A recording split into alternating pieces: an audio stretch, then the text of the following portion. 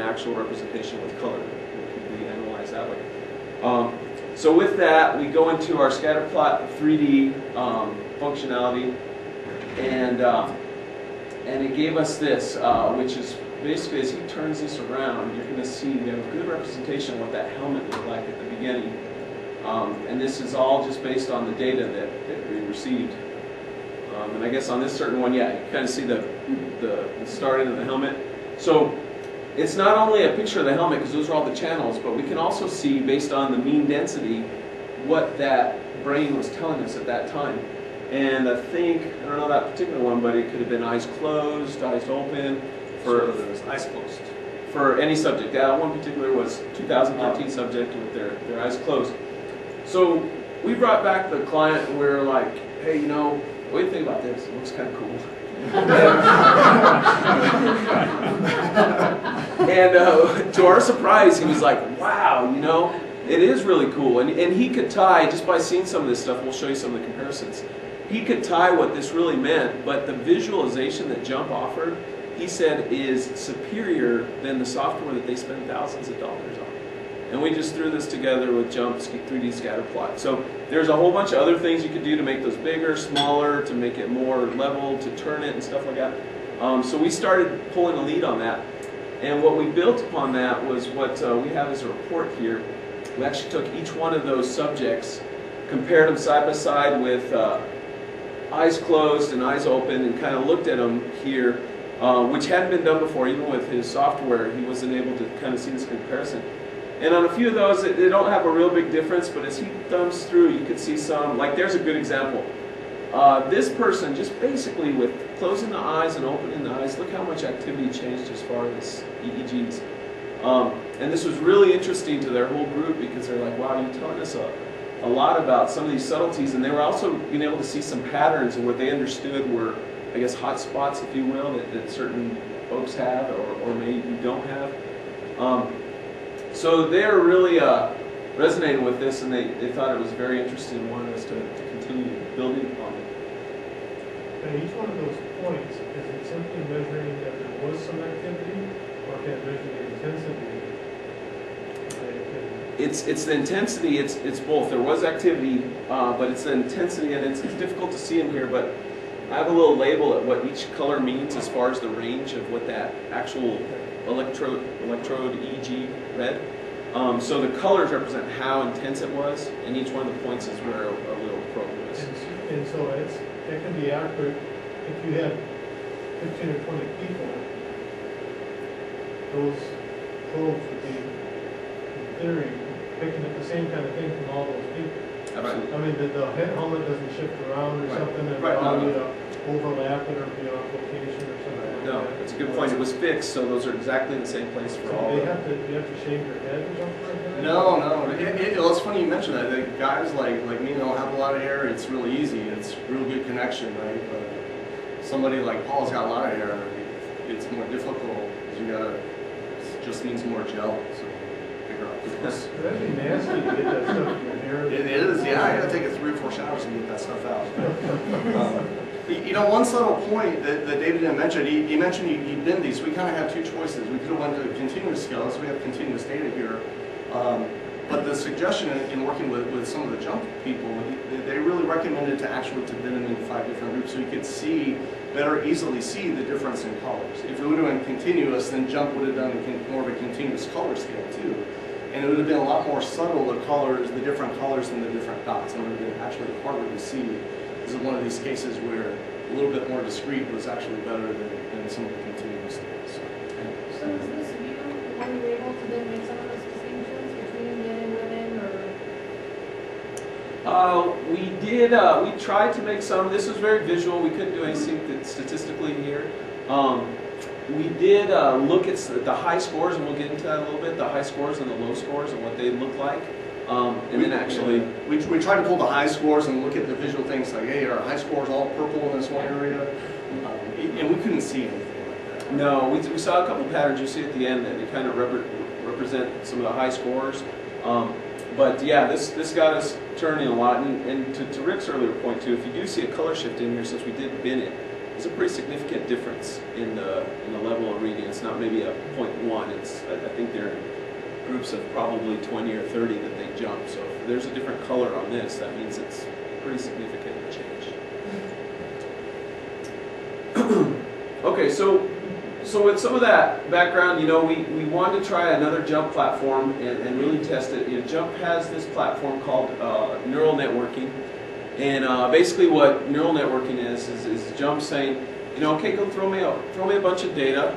I'll look at your data, and I will create a transfer function for you based on what you give to me. And not only that, but if it's nonlinear or whatever, I got this way of using hidden nodes, and I'll be able to formulate something and be able to give you a function to represent what you're sending me as far as data. So we said, okay, we got a bunch of data, we'll give it to you.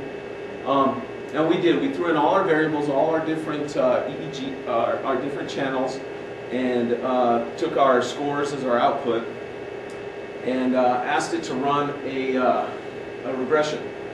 And it did. It gave us a transfer function. And we started looking at some of the things again, like our R squared. And what you see at the beginning is the training section is actually when it creates a transfer function, the data. It also can hold back a piece, and I think we said it's 30%. It'll hold back 30% of the data and then retest it using some of your actual data. It'll test this transfer function, see how good it did. So some of the things that we saw with this first pass is we might get an R squared of 1, which would be too good to be true. But then the R squared in the validation was 58. So it's saying when I retested with your data, I did something that seemed good, but it wasn't very good. And with the graphic, Rick, if you want to show that, you can kind of show that point. That's the diagram, what it created. But you can see kind of on its profile, it just, by luck or data points, it hit it right on as far as predicting it. But then when it tested it here, it was way off. And that's kind of commonly what we saw with this first pass of our neural networking. So it was nothing we could really claim any success on because it was giving us what we asked it to give, but with no confident intervals. So we went back and kind of thought about it and started thinking about, you know, there's 136 different channels, and some of them are not significant whether you tested the highest or the lowest in any of these studies. Some of them never changed significantly. So we went back to just see, can we simplify this model a little bit and take out what we would consider non-significant variables and just go off of the minimum of what changed. So one thing we did is we pulled out, and Rick's going to go through it, we used the filter formula to filter out our high score and our low score. Help me with this. I think the high score was... We had, between 215. So 215 must have been our high score, and our low score was 218. So what Rick's doing is he's using a filter function in JUMP to say, ignore everybody else, I just want to look at the data for these two.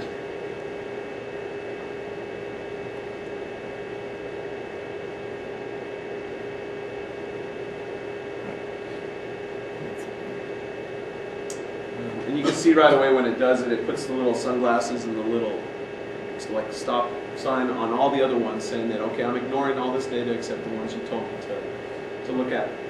So with that, we did a simple two-sample t-test, and we'll just for the ease, let's pick out just a couple channels, maybe one that's significant, one that's showed up as insignificant, L1 or 14. And we looked at the subjects and compared them against each other. Again, this is the high score and the low score. And you'll see in our L1 channel, one thing might make it clear. Let's put a box plot there.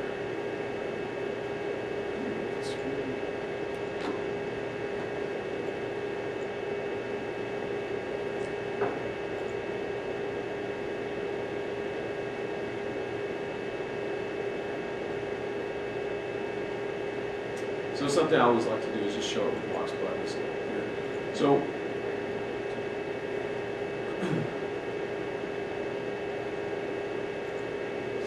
So we're showing a couple different channels, and you can kind of look graphically that we picked one that was probably going to be significant, one that was not going to be significantly different. But let's test it really to make sure. And jump in that same little downward arrow there has the features of running a 2-sample t-test. And that's the thing that I was used to. So I ran a 2-sample t-test, looked at my p-value. Well, you went straight to the graphical one. But, oh, sorry.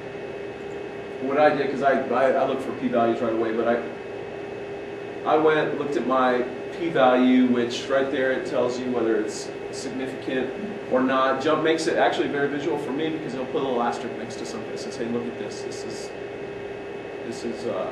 going to be interesting for your significance. But what Rick's going to show a little bit about is that if you're an audience that doesn't maybe want to talk or understand p-values, it makes it very graphical, very easy to understand visually significance on something like this. Yeah, so this, I mean, you can kind of see with the box plot, but what JUMP does when you do the compare means analysis, you click on one of these circles. If the circle ends up being the same color, then it's not significantly different. But if they're different, like they are here, we got a red and a gray, then it is significantly different. I'll show you over here. So where they overlap, and the box plots are going to overlap too.